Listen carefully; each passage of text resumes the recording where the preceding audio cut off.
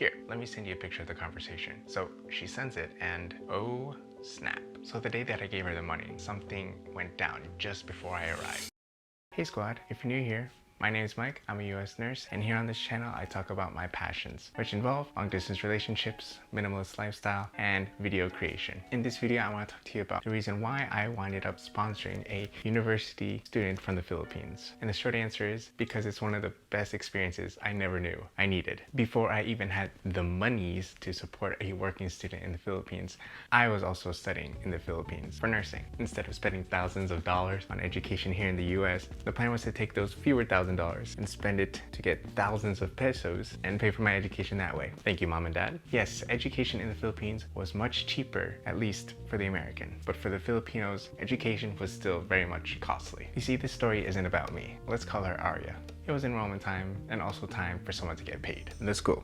And me, but also Aria. Aria was a working student. And if you're a working student in the Philippines, usually what happens there is you only get to study what you pay for. And what they were getting paid was not that much. If you're working as a student here in the US, you probably have a couple part-time jobs. And that's just to help lower the cost of your college tuition and other expenses. But if you're a working student in the Philippines, at least at the school that I was going for, you were pretty much a full-time worker and you took very little classes, to the point where there were only some courses, some majors that you could take. As an American student who still works and studies, they may still be able to graduate on time in 4 years, maybe 5, 6 years max. But for a working student in the Philippines, it could be up to like 8 years or 10 years. Aria was a working student that my mom was supporting. So anyway, enrollment time, my mom sent the money and boom, go get paid, I got paid, and Aria, well, she could wait. And it's not because I was selfish, but because every time we tried to meet, our schedules and things just didn't line up for us to meet. Time passes, enrollment is done, and it's still a while before I get to meet with Aria.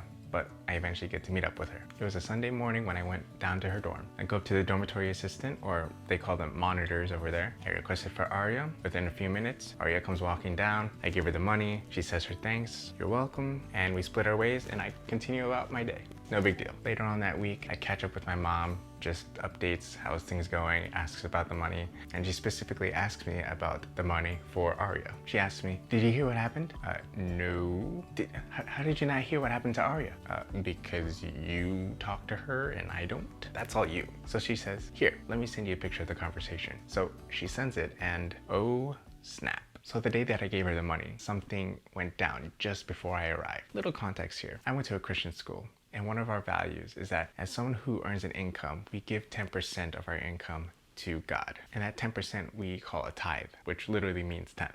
So we give that to God, or we give it to the local conference, help support the church, help support the pastors, and all that good stuff. Now, just before I had arrived at Aria's dorm, she was just sitting there on her bed, just looking at the rest of her money. She's on her knees, she prays to God, and she says, Lord, I want to give to you what belongs to you. I want to give you this 10%. And if I give you this 10%, I know fully well that I will have no more money for the rest of the week. I will not have any food for the rest of the week. But because I trust in you, and because this money is yours and not mine, I will give this to you. Goes on, ends her prayer, and as soon as she says amen, all you hear is, it was a monitor. She lets Aria know that I'm right there waiting for her in the lobby. And lo and behold, I gave her the money, she gave her thanks, and we split ways, and I thought nothing of it. I was like, oh, that's over with. But in reality, that was the money that was going to be able to pay for her food for the rest of the week. Call it crazy, call it faith, call it whatever. But I was just so impressed by her conviction to still give to God despite that lack of funds. Considering that the circumstances that she was under, she already doesn't earn that much money and she's still gonna give part of that money away to the church. And the amazing thing about it was like God still took care of her, and not just a matter of like, here's the money, but it's like on the right time. It was almost as if God was like, because you trust me here. And if this was a one-off story, to be honest, I don't know if I would be sitting here talking to you making this video. But because it even happened twice, still I'm thinking, how do I process this? Why does this story have an effect on me? Not even the story, but the experience. It wasn't my money, it wasn't my plan. I just did what I was told and just delivered the money. I'm just a delivery boy, and all of a sudden there's this story that comes back telling of this sweet girl who worked so hard and now she's being taken care of, and all the way through with no guarantee, no promise. Like, she's still resilient, she's still patient, and she still presses on. And even though I had nothing literally to offer her except to do what I was told, to literally take this resource and put it over here, all of a sudden it changes a life. in such a profound way. I thought I played an insignificant role in this girl's life, but somehow, in some way, I had the right means, at the right time, at the right place. I'm still kind of like speechless, like, did that just happen? I saw where the money went. I've seen who Aria was before my mom supported her, and I see her where she is, and she's doing splendid, and I'm proud of her. 6 years later, I went beyond just supporting a working student's allowance, but I sponsored her tuition and helped her out with all her necessary expenses. Her name was June. Let me tell you, I didn't sponsor her because I was rich. I was still saving and paying for my car and a wedding. The last thing I was rich, and I worked a lot of overtime for that. Fortunately, I had the means financially and mentally and just physically with my health, especially during a pandemic. But just as God sustained Aria, He also sustained June and I. And this past month, she graduated.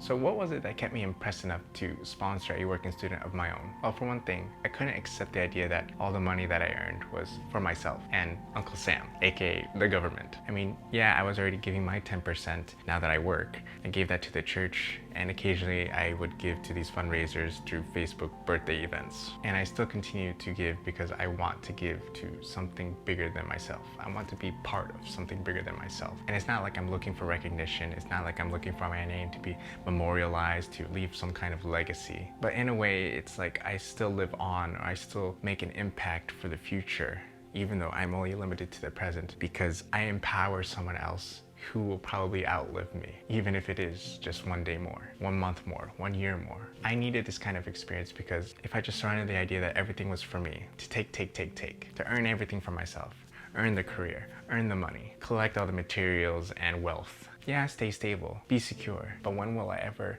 decide to give back, to share, to impact, to contribute to something bigger than myself? Because along the way, as I was accumulating this wealth, this security, it didn't make me feel happy. It made me feel secure, but it did make me feel happy. Yeah, little joys here and there, but I wanted to compound this experience of life with something greater. After my experience with Aria, I learned that life was really a lot more than just yourself, that having an impact on others and sharing with them and supporting them in any capacity, it doesn't do the job of filling the hole in your heart that you feel this is all that life has to offer, that it's just about negativity, that it's about being selfish, that it's about reinforcing your sense of security. Instead, what it really does is, instead of leaving a hole and filling a hole, but it makes you whole with a W. At this moment, there's a project going on in the jungles of one of the remotest places in the Philippines, Palawan. My friend Jasper, travel filmmaker and photographer. He's partnered up with one of the workers in the area, Daniel Liu, who is a helicopter pilot, medic, and many more things. Their goal is to raise $10,000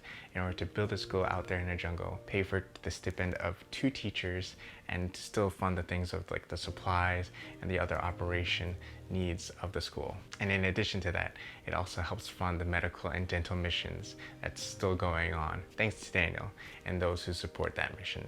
One of the things that I realized about supporting a working student is that you're not just meeting like their daily needs of like food and all that stuff. Yes, those things are important, but ultimately you are supporting their need for education. And that education will help them, empower them to be self-sustaining. And if there's enough of them, those self-sustaining people, or self-reliant people, you get enough of those and you have a community. And that community is not just living for the sense of surviving, but it's living and thriving. So this jungle school project will help them not only in their livelihood, but also in their marriage and overall well-being through means of healthcare.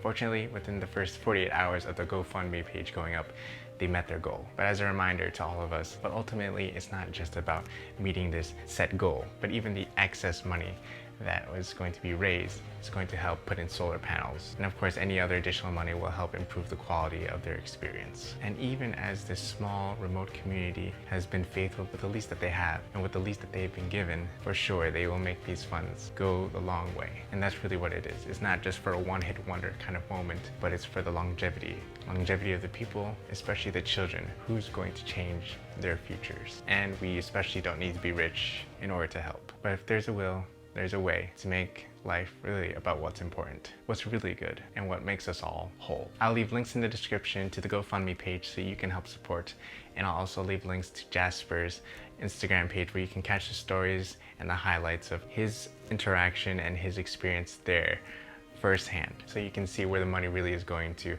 and how that change is happening in real time. I'm Mike, and I encourage you to add life to what matters most. Thanks for watching, and I'll catch you in the next one.